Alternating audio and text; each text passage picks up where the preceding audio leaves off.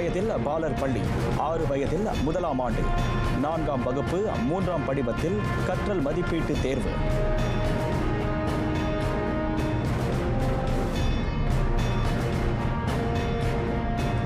Malay மொழி, மலேசிய வரலாறு பாடங்கள் எல்லா நிலையிலும் கட்டாயம்.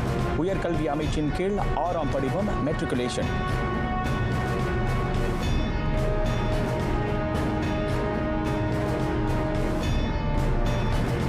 தைப்பூசத்தை ஒட்டி பத்துமலைக்கு கட்டணமில்லா கம்யூட்டர் போக்குவரத்து. ரேபிட் KL, ரேபிட் பினாங் பேருந்துகளும் பினாங்கு ஃபேரியும் இலவச சேவை.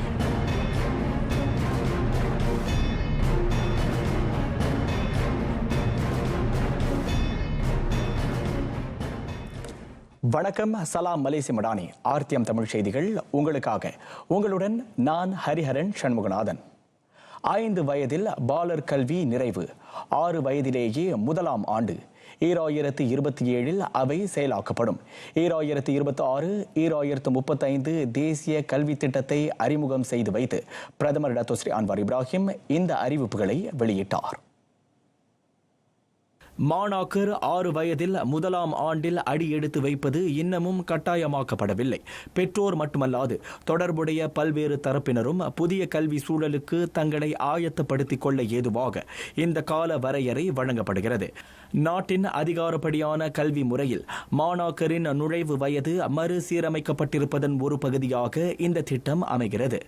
பள்ளி சூழலுக்குள் மாணாக்கர் அடியெடுத்து வைக்கும் முன் அவர்களுக்கு வலுவான அடித்தளத்தை இது ஏற்படுத்தும். அவ்வகையில் நாட்டின் பாலர் பள்ளி முறை இனி கல்வி அமைச்சின் கீழ் முழுமையாக இயங்கும். நாடு முழுவதும் தரமான ஒருங்கிணைந்த செயலாக்கத்தை இது உறுதி செய்யும் என பிரதமர் கூறினார். அதேவேளை நாடு முழுவதும் உள்ள ஆசிரியர் அறைகளை தரம் உயர்த்தும் பொருட்டு 10 கோடி ரிங்கிட்டை ஒதுக்க அரசு ஒப்புதல் அளித்துள்ளதாகவும் டத்தோஸ்ரீ அன்வார் குறிப்பிட்டார். 2026-2035 தேசிய கல்வி திட்டத்தில் மலாய் மொழியை வலுப்படுத்துவதில் முன்னுரிமை வழங்கப்படுகிறது. தேசிய மொழியை மாண்புறச் செய்யும் வகையில் இது மேற்கொள்ளப்படுவதாக பிரதமர் விவரித்தார். அதேவேளை ஏனைய மொழிகள் மீதான ஆளுகைக்கும் கவனம் செலுத்தப்படும். எல்லா தேசிய பள்ளிகளிலும் தமிழ், சீனம், அரபு மொழிகளை போதிப்பதற்கு போதுமான ஆசிரியர்கள் பணியமர்த்தப்படுவர் என அவர் கூறினார். பள்ளிகளில் ஆசிரியர்களுக்கான வசதிகளை சீரமைக்க 10 கோடி ரிங்கிட் ஒதுக்கீட்டையும் டத்தோஸ்ரீ அன்வார் அறிவித்தார். இவ்வேளையில் நாட்டில் உள்ள எல்லா பள்ளிகளிலும் மலாய் மொழி கல்வியும் மலேசிய வரலாறு பாடமும் கட்டாயமாக்கப்படுவதாக பிரதமர் அறிவித்தார். மலேசியாவில் இயங்கும் அனைத்துலக பள்ளிகள், சமய பள்ளிகள், UEC ஒருங்கிணைந்த தேர்வு சான்றிதழ் பள்ளிகள் ஆகியவை SPM தேர்வில் மலாய் மொழி பாடத்தையும் வரலாறு பாடத்தையும் எடுப்பது கட்டாயமாக்கப்பட்டுள்ளது. இதன் வாயிலாக UEC தொடர்பான சர்ச்சைகள் முடிவுக்கு வந்திருப்பதாகவும் அவர் கூறினார். அனைவரும் இதனை ஏற்றுக்கொள்ள வேண்டும் என்றும் டத்தோஸ்ரீ அன்வார் கேட்டுக்கொண்டார். 2026-2035 கல்வி திட்டத்தின் கீழ் மலேசிய கற்றல் வரை சட்டம் செயலாக்கப்படும். அதன் வாயிலாக தொடக்க இடைநிலை பள்ளிகளில் கற்றல் மதிப்பீட்டுக்கு புதிய அணுகுமுறை கையாளப்படும் என பிரதமர் தெரிவித்தார். இந்த புதிய நடவடிக்கையின் கீழ் 4ஆம் ஆண்டு கற்றல் மதிப்பீடு முறைமை இவ்வாண்டு அறிமுகப்படுத்தப்படுகிறது. அடுத்த ஆண்டு முதல் 3ஆம் படிவ கற்றல் மதிப்பீடு முறைமை செயல்படுத்தப்படும். 4ஆம் ஆண்டு கற்றல் மதிப்பீட்டில் மலாய் மொழி, ஆங்கில மொழி, கணிதம், அறிவியல் ஆகிய அடிப்படை பாடங்கள் உட்படுத்தப்படும். 2027 செயல்படுத்தப்படும் 3ஆம் படிவ கற்றல் மதிப்பீட்டு முறையில் மலாய் மொழி, ஆங்கில மொழி, கணிதம், அறிவியல், வரலாறு ஆகிய பாடங்கள் உட்பட்டிருக்கும் என பிரதமர் கூறினார். தேர்வு வாரியத்தால் மைய முறையில் அந்த மதிப்பீடுகள் நிர்வகிக்கப்படும். மாணாக்கரின் ஆளுமையை நுண்ணோக்கி முழு அளவில் நாட்டின் கல்வி மதிப்பீட்டு முறையை வலுப்படுத்தும் முயற்சியாக இது மேற்கொள்ளப்படுகிறது. கல்வி தரமும் இலக்கிடப்பட்ட வகையில் உயரும் என டத்தோஸ்ரீ அன்வார் நம்பிக்கை தெரிவித்தார். அரசமைப்பு, மலேசிய வரலாறு தொடர்புடைய பாடங்கள் எல்லா பொது தனியார் பல்கலைக்கழகங்களில் அடிப்படை பாடங்களாக உருவாக்கப்படும். இவ்வாண்டு அது தொடங்கும். நாட்டின் வரலாறு, கூட்டரசு அரசமைப்பின் கட்டமைப்பு ஆகியவற்றில் ஒவ்வொரு மாணாக்கரும் அடிப்படை புரிந்துணர்வை கொண்டிருப்பதை உறுதி செய்ய அது மேற்கொள்ளப்படுகிறது. உயர்கல்வி நிலையில் மலாய் மொழியும் வரலாற்று பாடமும் இதுகாரும் கட்டாயமாக்கப்படவில்லை. ஆனால் இவ்வாண்டு முதல் மறுசீரமைக்கப்பட்ட பாடத்திட்டத்தின் கீழ் மலாய் மொழியுடன் மலேசிய தேசிய வரலாறு, அரசமைப்பு கூறுகள் ஆகியவை இணைக்கப்படுவதாக டத்துஸ்ரீ அன்வார் குறிப்பிட்டார். 6ஆம் படிவம், மெட்ரிகுலேஷன் ஆகிய பல்கலைக்கழகத்திற்கு முந்தைய கல்வியை உயர்கல்வி அமைச்சு இனி முழுமையாக நிர்வகிக்கும். அவற்றில் பயில்வோர் உயர்கல்வி மாணாக்கராக கருதப்படுவர் என பிரதமர் தெரிவித்தார். இவ்வாண்டு தொடங்கி 6ஆம் படிவம், மெட்ரிகுலேஷன் ஆகிய கல்வி முறையை உயர்கல்வி அமைச்சு நிர்வகிக்கும். அவ்விரு கல்வியையும் மேற்கொள்வோர் பள்ளி மாணாக்கர் அல்ல, மாறாக உயர்கல்வி மாணாக்கர் ஆவர். அதேவேளை விருப்ப கல்வித்துறை தேர்வை மாணாக்கர் மேற்கொள்ளவியலா சிக்கலும் கையாளப்படும். சிறந்த மதிப்பெண்கள் பெற்ற சிறுபான்மை இன மாணாக்கர் அந்த சிக்கலை எதிர்நோக்குவதை அவர் குறிப்பிட்டார். அதிகமாக தேர்வு செய்யப்படும் துறைகளில் சிக்கல் நிலவாதிருக்க கூடுதலாக 1500 மாணவர் புதிய சேர்க்கைக்கான வாய்ப்பு உருவாக்கப்படும். சட்டம், கணக்கியல், நிதியியல், பொருளகவியல், இஸ்லாமிய நிதியியல், செயற்கை நுண்ணறிவு, பொருளாதாரம், மலாய், ஆங்கிலம், தொடர்பு, ஊடக ஆய்வியல், தரவு அறிவியல், பகுப்பியல், கணினி அறிவியல் ஆகிய துறைகளில் கூடுதல் சேர்க்கைக்கு உயர்கல்விக் கழகங்களுடன் கலந்துரையாடப்பட்டுள்ளதாக டத்துஸ்ரீ அன்வார் விளக்கினார். நாட்டின் இளம் தலைமுறை தேசிய கல்வி நீரோட்டத்தில் விடுபட்டுவிடக்கூடாது என்பதில் மடானி அரசு திடமாக உள்ளது. அவ்வகையில் பொது உயர்கல்விக் கழகத்தில் மேற்கல்வி பயிலும் 10,000 மாணாக்கருக்கு கட்டணமில்லா கல்வி முன்னெடுப்பு விரிவுபடுத்தப்படுகிறது. வறிய நிலையில் இருக்கும் சுமார் 5,800 மாணாக்கருக்கு கட்டணமில்லா கல்வி வழங்கப்பட 2026 வரவு செலவு திட்டத்தில் அறிவிக்கப்பட்டது. இப்போது 10,000 ஏழை மாணாக்கருக்கு PTPTN வாயிலாக கல்வி உதவி நல்கப்படும். பொது பல்கலைக்கழகம், பன்னுட்ப கல்லூரி, சமூக கல்லூரி ஆகியவற்றில் பயிலும் ஏறத்தாழ 3,000 உடற்பேறு குறைந்த மாணாக்கர் கட்டணமில்லா கல்வியை பெறுவர். அது உடனடியாக நடப்புக்கு வருவதாகவும் பிரதமர் அறிவித்தார். நாட்டின் உயர்கல்வித்துறை மறுமலர்ச்சி நடவடிக்கையின் கீழ் 10 பன்னுட்ப கல்லூரிகளை தரம் உயர்த்தவும் அரசு திட்டமிட்டுள்ளது. அதற்கு ஒப்ப பாலிடெக்னிக் சமூக கல்லூரி சட்டத்தை உயர்கல்வி அமைச்சு வரைந்து வருவதாகவும் டத்துஸ்ரீ அன்வார் குறிப்பிட்டார். இவ்வேளையில் வரும் மார்ச் மாதம் தொடங்கி 2026-2035 தேசிய கல்வி திட்டத்தின் செயலாக்க முறை மீதான அறிக்கையை சமர்ப்பிக்கும்படி எல்லா அமைச்சுகள், துறைகள், கல்விக் கழகங்கள் ஆகியவற்றுக்கு பிரதமர் பணித்தார். வியக்கத்தகு திட்டத்தை வகுப்பதில் மட்டும் சவால் இல்லை, அந்த திட்டத்தை எல்லோருக்கும் புரியும்படியாக வகுத்து கொண்டு சேர்ப்பதில்தான் முதன்மை சவாலே அடங்கியுள்ளது. தொடர்புடைய தரப்புகளுக்கு தாம் வெறும் உத்தரவு மட்டும் வழங்கவில்லை, மாறாக அதை ஓர் எச்சரிக்கையாக எடுத்துக் கொள்ளும்படி பிரதமர் கூறினார். காரணம், அரசு பல திட்டங்களை அறிமுகப்படுத்தலாம், ஆனால் அதன் செயலாக்கம் மக்களை முறையாக சென்றடைவது அவசியம். தேசிய கல்வி திட்டம் நாடு மற்றும் அடுத்த தலைமுறையின் எதிர்காலத்தை உருமாற்றக்கூடிய மாபெரும் திட்டமாகும். அது சரியாக செயலாக்கப்பட்டால் மட்டுமே பொருள் பொதிந்ததாய் அமையும் என்பதை டத்துஸ்ரீ அன்வார் நினைவுறுத்தினார். 6 வயது சிறார்கள் 1ஆம் ஆண்டில் கல்வியை தொடங்கும் திட்டம் ஏதுவான முறையில் செயல்படுத்தப்படும். அது கட்டாயமன்று. பெற்றோரும் மாணாக்கரும் ஆயத்த நிலையில் இருந்தால் மட்டுமே அது மேற்கொள்ளப்படும் என கல்வி அமைச்சர் ஃபர்லினா சிடேக் விளக்கினார். 1ஆம் ஆண்டுக்கு பதியும் முன்னர் பிள்ளைகளின் ஆயத்த நிலையை பெற்றோர் மதிப்பிட வேண்டும். அதற்கு நுழைவுத் தேர்வு நடத்தப்படும். அதில் தேறிய பின் ஆயத்தமாக இருக்கும் பெற்றோர் 2027 1ஆம் ஆண்டு பயில பதியலாம். இதில் பீதி அடைய வேண்டியதில்லை. ஆயத்தமாக இருக்கும் சிறார் முன்கூட்டிய தொடக்க கல்வியை தொடங்கலாம் என ஃபர்லினா கூறினார். 2026 STR ராஹ்மா ரோக்க உதவித்தொகை இன்று முதல் வழங்கப்படுகிறது. 50 லட்சம் பேர் அதில் பயனடைவர். 37 லட்சம் குடும்ப தலைவர்களும் இணையில்லாத 13 லட்சம் மூத்த குடிமக்களும் 100 முதல் 500 ரிங்கிட் வரை பெறுவர் என நிதி அமைச்சருமான டத்துஸ்ரீ அன்வார் அறிவித்தார். சாரா செயலாக்கத்துடன் ஒருங்கிணைக்கப்பட்டு STR உதவி திட்டம் மேம்படுத்தப்பட்டிருக்கிறது. தகுதியுடையோரின் அடிப்படை தேவைகள் நிறைவேறும் வகையில் கூடுதல் உதவிகளை அவர்கள் தொடர்ந்து பெறவும் இது உறுதி செய்யும் என பிரதமர் குறிப்பிட்டார். அதிக செலவினங்களை உட்படுத்தியுள்ள பெருநாள் காலங்களில் மக்களுக்கு கூடுதல் நிதியுதவி வழங்கும் பொருட்டு காலாண்டு அடிப்படையில் STR வழங்கப்படுகிறது. அதேவேளை மாதாந்திர செலவின உதவியாக சாரா வழங்கப்படுகிறது. வாழ்க்கை செலவின நெருக்கடியில் மக்கள் சிக்காதிருக்கும் பொருட்டு மடானி அரசு இந்த உதவிகளை நல்குகிறது. தைப்பூச திருநாளை முன்னிட்டு இலவச கம்யூட்டர் ரயில் சேவை வழங்குகிறது கிரேத்தாபி தனாம்லாயு பிரஹாட் KTMB. குறிப்பாக கிள்ளான் பள்ளத்தாக்கில் உள்ளோர் அந்த சேவையை கட்டணமின்றி 2 நாட்களுக்கு பெறலாம் என போக்குவரத்து அமைச்சர் ஆந்தனி லோக் தெரிவித்தார். மேலும் 4 நாட்களுக்கு இடைவிடா சிறப்பு கம்யூட்டர் ரயில் சேவையும் ஏற்படுத்தப்பட்டுள்ளது. அடுத்த ஞாயிற்றுக்கிழமை கொண்டாடப்படவுள்ள தைப்பூசத்தை ஒட்டி பத்துமலை திருத்தலத்தில் ஏறத்தாழ 25 லட்சம் பக்தர்களும் சுற்றுப்பயணிகளும் கூடுவர் என கணிக்கப்படுகிறது.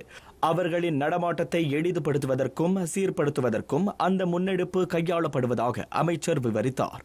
ஜனவரி 31 நள்ளிரவு 12 மணி தொடங்கி பிப்ரவரி 1 முன்னிரவு 11:59 மணி வரையில் அந்த கட்டணமில்லா சேவை வழங்கப்படுகிறது.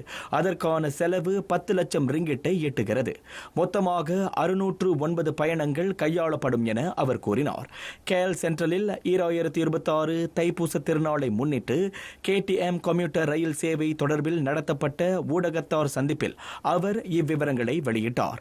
அந்த காலகட்டத்தில் 28 KTMB நிலையங்கள் முழு வீச்சில் இயங்கும் என கம்யூட்டர் சேவை பிரிவு நிர்வாகி கலைச்செல்வன் சந்திரன் இவ்வேளையில் தெரிவித்தார். தலா 416 சர்வீஸ் நம்ம எக்ஸ்ட்ரா வருஷம் கொண்டு வந்திருக்கிறோம். அது மட்டும் இல்லாமல் 28 ரயில் நிலையங்கள், அதாவது பேனகரா, கோலாலம்பூர், நீலாய், ஸ்ரம்பான், KL சென்ட்ரல் குறிப்பாக மற்றும் பத்திகேவ், இந்த ரயில் நிலையம் 24 மணி நேரம் செயல்படும் இந்த வருஷம். அதாவது இன்னும் அது மட்டும் இல்லாமல் இந்த பப்ளிக் ஹாலிடே, அதாவது பொது விடுமுறை ஒட்டி இருப்பதனால கூட்டம் இன்னும் அதிகமாக வரும்னு நாங்கள் எதிர்பார்க்கிறோம். அதாவது சனிக்கிழமை, ஞாயிற்றுக்கிழமை, அதன் பிறகு திங்கட்கிழமை வருது.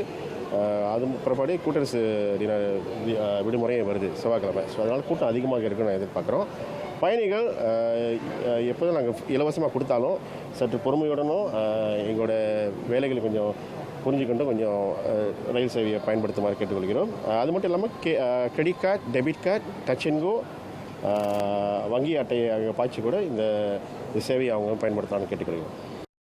அதனை தவிர ரேபிட் KL மற்றும் ரேபிட் பினாங் வாயிலாக பிரசரணா மலேசியா நிறுவனம் இலவச ஷட்டில் பேருந்து சேவையை கோலாலம்பூரிலும் பினாங்கிலும் வழங்குகிறது. மேலும் பினாங்கில் ஜனவரி 31 தொடங்கி 51 மணி நேரத்திற்கு இலவச ஃபேரி பயண படகு சேவையும் இயங்கும். சீன புத்தாண்டு, நோன்பு பெருநாள் ஆகியவற்றை முன்னிட்டு கூடுதல் மின்சார ரயில் சேவைகளை KTMB நிறுவனம் ஏற்பாடு செய்யும். பிப்ரவரி 13ஆம் நாள் தொடங்கி 22ஆம் நாள் வரை சீன புத்தாண்டை முன்னிட்டு கூடுதல் ETS சேவைகள் செயல்படும். KL சென்ட்ரல் பட்டர்வர்ட் இடையேயும், KL சென்ட்ரல் ஈப்போ இடையிலும், KL சென்ட்ரல் பாடாங் பசார் இடையேயும் மற்றும் JB சென்ட்ரல் KL சென்ட்ரலுக்கு இடையிலும் சேவைகள் அதிகரிக்கப்படும்.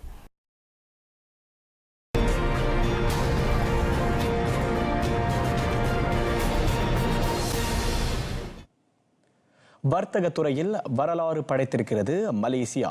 கடந்த ஆண்டு நாட்டின் மொத்த வர்த்தக மதிப்பு முதன்முறையாக 300,000 கோடி ரிங்கிட்டாக பதிவாகியுள்ளது. வர்த்தகத் துறையில் நாடு தொடர்ந்து ஆக்கப்பூர்வ அடைவு நிலையை பதிவு செய்து வருவதை அது புலப்படுத்துவதாக பிரதமர் டத்துஸ்ரீ அன்வார் இப்ராஹிம் சுட்டினார். அரசியல் நிலைத்தன்மை, பொதுச் சேவைத்துறை, வர்த்தக முதலீட்டுத்துறை ஆகியவற்றுடனான ஒத்துழைப்பு,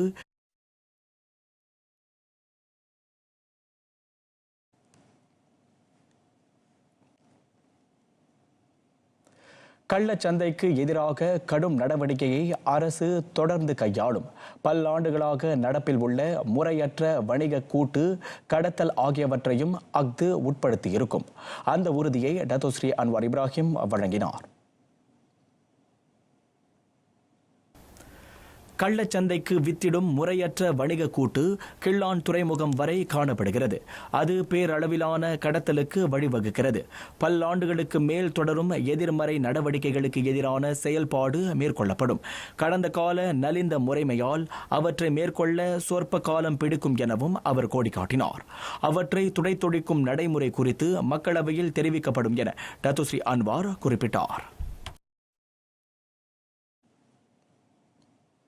எதிரீட்டு வர்த்தக ஒப்பந்தம் குறித்த சில கூறுகள் இன்னமும் இறுதி செய்யப்படவில்லை. அவை கலந்துரையாடல் நிலையில் இருப்பதாக பிரதமர் கூறினார்.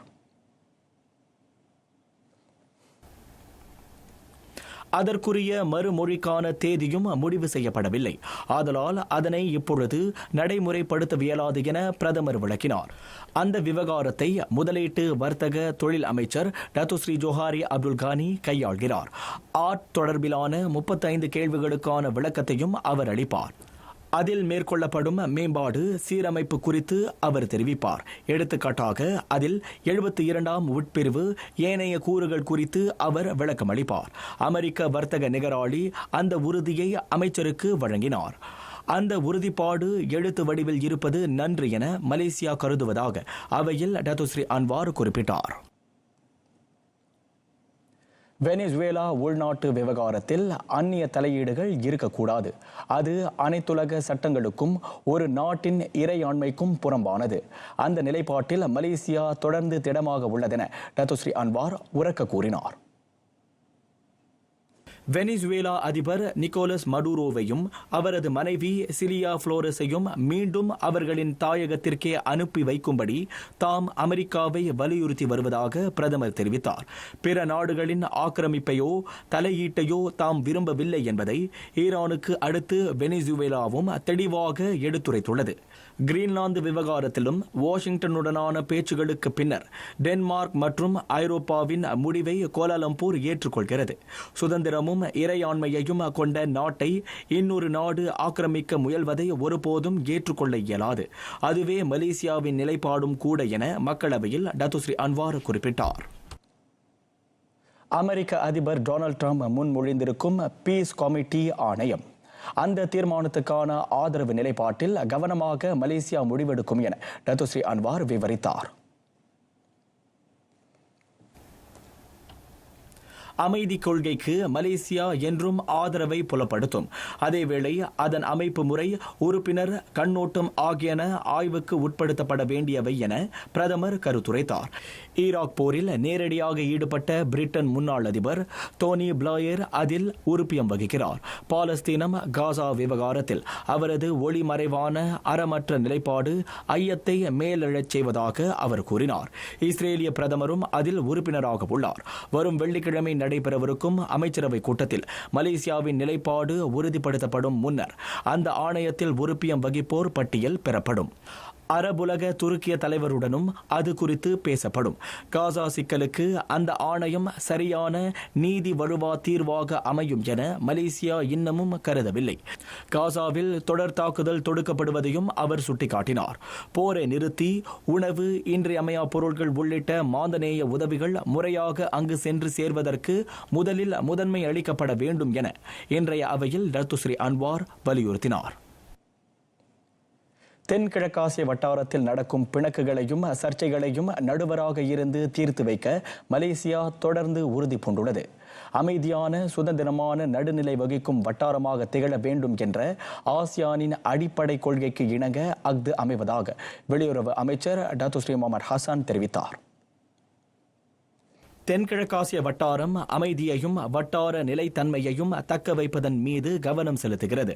அந்த கடப்பாட்டை அடிப்படையாகவும் முதன்மை அரணாகவும் ஆசியான் காசனம் கொண்டுள்ளது. அது எப்போதும் பராமரிக்கப்பட வேண்டும். அதன் பொருட்டு ஆசியானுடன் ஒத்துழைக்க விரும்பும் தரப்புகளுக்கென பல்வேறு அணுகுமுறைகள் மற்றும் தளங்கள் அவ்வப்போது உருவாக்கப்பட்டு வருகின்றன. அதன் வழி ஆசியானின் மதிப்பை மேலோங்க செய்ய முடியும். அதோடு உலகின் மற்ற ஒன்றியங்களை போன்று ஆசியானின் மையத்தன்மையும் பாதுகாக்கப்பட வேண்டும். அதுவே ஆசியானின் வலிமை. வேற்றுமைகள், பிணக்குகள், சர்ச்சைகள் போன்றவற்றால் அந்த மையத்தன்மை உடையுமாயின் ஆசியான் அதன் வலிமையை இழக்க நேரிடும் என்பதை டத்துஸ்ரீ முகமது ஹசான் நினைவுறுத்தினார். மாணவர் மேம்பாட்டுக்கான தன்மை மதிப்பீட்டு விகித முறைமை 2.0 மீண்டும் அறிமுகப்படுத்தப்பட்டு வலுப்படுத்தப்படும்.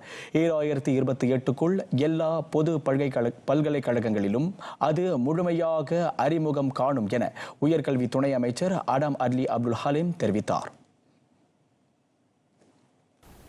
உயர்கல்வி மாணாக்கர் வளப்ப குறியீட்டு மதிப்பீடு கட்டம் கட்டமாக தொடர்ந்து செயல்படுத்தப்படுகிறது. உயர்கல்விக் கழக மேலாண்மை சட்டத்திற்கு ஏற்ப அதன் நடைமுறை அமைகிறது. சுல்தான் இட்ரிஸ் கல்வியியல் பல்கலைக்கழகத்தில் ஸ்டூடெண்ட் வெல்பீயிங் இண்டெக்ஸ் மாணாக்கர் நல்வாழ்வு குறியீடு நடப்பில் உள்ளது. 5 கட்டமைப்புகள், 17 கூறுகள், 43 குறியீடுகள், 63 உள்ளடக்கங்கள் அதில் இடம்பெற்றுள்ளன. மாணாக்கர் நலன், ஒழுங்கு ஆகிய கூறுகளை ஆராயும் எண்ணிய முறையிலான குறியீடாக அஃது உள்ளது. கல்வி அடைவு நிலை, மனித மூலதன திறன்கள், நெறி, சுய மதிப்பீடு ஆகிய கூறுகளை அஃது உள்ளடக்கியுள்ளது. சமத்திரமான உயர் நெறியும் போட்டியாற்றலும் மிக்க மாணாக்கரை உருவாக்கும் பேரவாவுக்கு ஏற்ப அஃது அமைவதாக துணை அமைச்சர் குறிப்பிட்டார். அடுத்த தலைமுறைக்கான வேளாண் தொழில் முனைவோர் திட்டம் 13ஆம் மலேசிய திட்டத்தின் கீழ் வேளாண் உணவு உத்தரவாத அமைச்சு பான் திட்டத்தை செயல்படுத்த உள்ளது. அந்த திட்டத்திற்கென 10 கோடி ரிங்கிட் ஒதுக்கப்பட்டுள்ளதாக துணை அமைச்சர் டத்தோ சான் ஃபோங் ஹின் தெரிவித்தார். RMK 13 கீழ் வழங்கப்பட்டுள்ள 10 கோடி ரிங்கிட் மொத்த ஒதுக்கீட்டில் அக்ரோப்ரோனர் நெக்ஸ்ட் ஜென் மானியத்தின் வாயிலாக தொடர்புடைய வேளாண் தொழில் முனைவோருக்கு இலக்கிடப்பட்ட தொழில்நுட்ப மற்றும் பொருள் உதவிகள் ஏற்படுத்தி தரப்படும். மேலும் வேளாண் துறையில் உள்ள தொழில் முனைவர்கள் மாற்று நிதியுதவிகளை பயன்படுத்துவதை ஊக்குவிக்கும் வண்ணம் மலேசிய புத்தாக்க வேளாண் நிதியுதவி வாயிலாக வேளாண் உணவு உத்தரவாத அமைச்சு மலேசிய பங்கு பத்திர ஆணையத்துடன் கைகோர்த்துள்ளது. குறு சிறு நடுத்தர தொழில் முனைவர்களுக்கு எளிதில் கடனுதவி கிட்டவும் முதலீட்டுக்கு ஏற்ற வகையில் வேளாண் துறை வளர்ச்சியை உந்து செய்யவும் அது வழிகோலும்.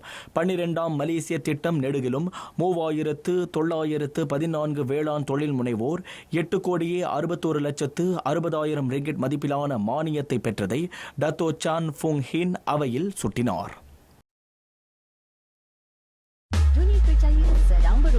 Persoalannya, adakah anda sudah bersedia? Jangan risau. MyMahir oleh Telengkop kan ada merokai kerjaya berpotensi terkini. Temui laluan yang sesuai dengan kemahiran anda. Kenal pasti apa yang diperlukan untuk melangkah lebih jauh. Bina kerjaya yang kekal relevan hari ini dan masa depan. Semuanya ada di MyMahir oleh Telengkop. Layari www.mymahir.my untuk maklumat lanjut.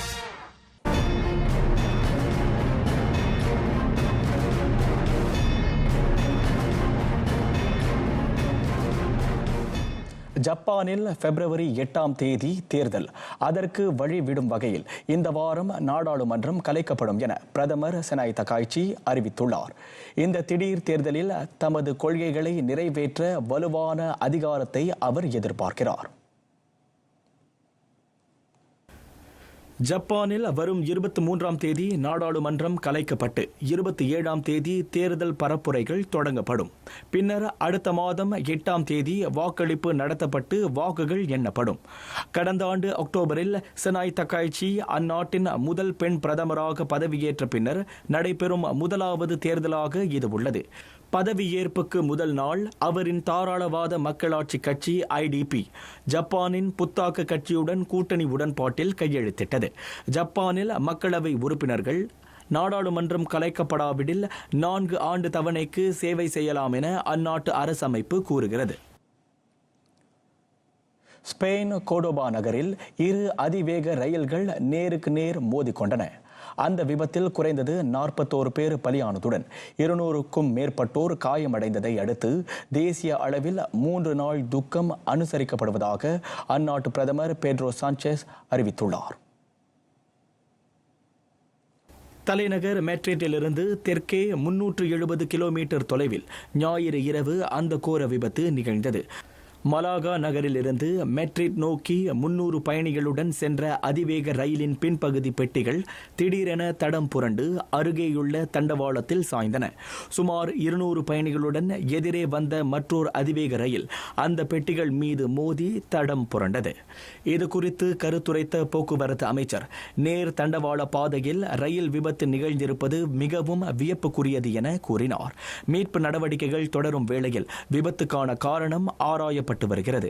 மேட்ரிட்டுக்கும் தெற்கு Andalusia வட்டாரத்துக்கும் இடையில் 200க்கும் மேற்பட்ட ரயில் சேவைகள் ரத்து செய்யப்பட்டுள்ளன. சூடானில் பெண்கள் பாலியல் வன்கொடுமைக்கு இலக்காகும் அவலம். இடம்பெயர்ந்த மக்கள் தங்கியிருக்கும் கூடாரங்களுக்கு சென்ற ஐநா மனித உரிமை உயர் ஆணைய தலைவர் வால்கர் டர்க் பாதிக்கப்பட்ட பெண்களிடம் நேரடியாக அந்த தகவலை கேட்டறிந்து அதிர்ச்சிக்குள்ளாகினார். சூடானுக்கு 5 நாள் பயணம் மேற்கொண்ட டர்க் தலைநகர் நைரோபியில் ஊடகத்தாரிடம் பேசினார். எண்ணெய் வளங்கள், தங்க சுரங்கங்கள் என இயற்கை வளங்கள் நிறைந்த ஆப்பிரிக்க நாடான சூடானில் உள்நாட்டு போரினால் மக்கள் கடுமையாக பாதிக்கப்பட்டுள்ளனர். இன ஒழிப்பு, பசி, பட்டினி, வன்முறை என்று அங்கு நிகழும் அவலங்கள் உலகின் மிக மோசமான மனிதாபிமான நெருக்கடி கொண்ட நாடாக அதை மாற்றியுள்ளது. ஆயுதங்களை விநியோகிக்கும் கும்பல், உள்நாட்டு போரினால் பொருளாதார ரீதியில் நன்மை அடையும் தரப்பு உட்பட அனைவரும் உடனடியாக இதற்கு முடிவு கட்ட வேண்டும் என டர்க் வலியுறுத்தினார். சூடானில் பாலியல் வன்கொடுமையினால் பெண்கள் அனுபவிக்கும் பீதியும் அதிர்ச்சியும் சொல்லில் அடங்கா. அங்கு பாலியல் வன்கொடுமை போர் ஆயுதமாக பயன்படுத்தப்படுகிறது. இது பெரும் போர் குற்றம் என்பதுடன் மாந்தநேயத்துக்கு எதிரான கடும் குற்றம் எனவும் டர்க் எச்சரித்தார்.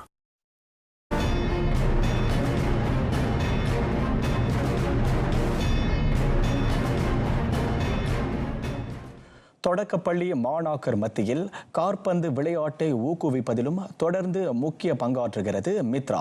அதற்காக மலாக்காவில் அடிப்படை காற்பந்து பயிற்சியை வழங்கி வரும் K7 மையத்துடன் அது கைகோர்க்கிறது. 4 மாதங்களுக்கு தொடரும் அந்த பயிற்சியில் ஈடுபட மாநிலத்தைச் சேர்ந்த 50 இந்திய மாணாக்கருக்கு அந்த நல்வாய்ப்பு நல்கப்பட்டுள்ளது. B40, M40 பிரிவுகளை சார்ந்த மாணாக்கர் இலவசமாக அந்த பயிற்சியை மேற்கொள்வர்.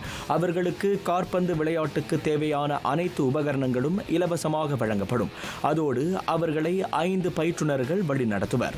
இந்த காற்பந்து அடிப்படை பயிற்சிக்கு தொடக்கத்தில் 70க்கும் மேற்பட்டோர் விண்ணப்பம் செய்திருந்தனர். அவர்களுள் 50 பேர் இதற்கு தேர்வு செய்யப்பட்டனர். எக்ஸ்பீரியன்ஸ் கோச் நிறைய இருக்காங்க. 5 பேர் இந்த ப்ரோக்ராம் ஹேண்டில் பண்ண போகிறாங்க. ஸோ அவங்ககிட்ட நம்ம பிள்ளைங்க எப்படி ஒரு மாடர்ன் ஃபுட்பாலில் விளையாடணும், டெக்னிக் எப்படி அவங்க கற்றுக்கணும், எல்லாமே கோச்சஸ் சொல்லிக் கொடுக்க இருக்கிறாங்க.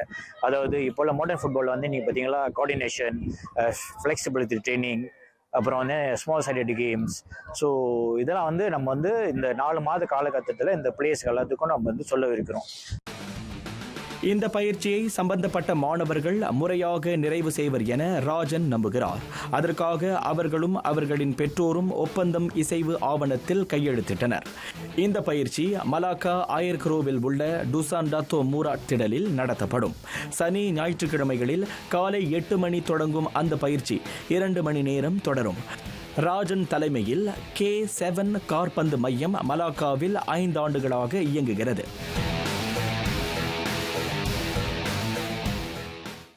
மான்செஸ்டர் சிட்டியில் அதிகாரப்படியாக இணைந்தார் மார்க் குவேஹி. அந்த இங்கிலாந்து தற்காப்பு வீரர் அவ்வணியுடன் 3.5 ஆண்டு காலம் ஒப்பந்தம் செய்து கொண்டுள்ளார். அந்த ஒப்பந்தத்தின் மதிப்பு 2 கோடி பவுண்ட்களை தொடும் என கணிக்கப்படுகிறது. 25 வயதான குவேஹி இதற்கு முன்னர் கிறிஸ்டல் பேலஸில் கலக்கியிருந்தார். சிட்டியில் இணைந்ததை தொடர்ந்து கடின உழைப்புக்கு கிட்டிய பலன் என அவர் வர்ணிக்கிறார். இதற்கு முன்னர் குவேஹி லிவர்பூல் அணியில் இணையக்கூடும் என பரவலாக பேசப்பட்டது. தற்போது அந்த கூற்று பொய்யாகி இருக்கிறது.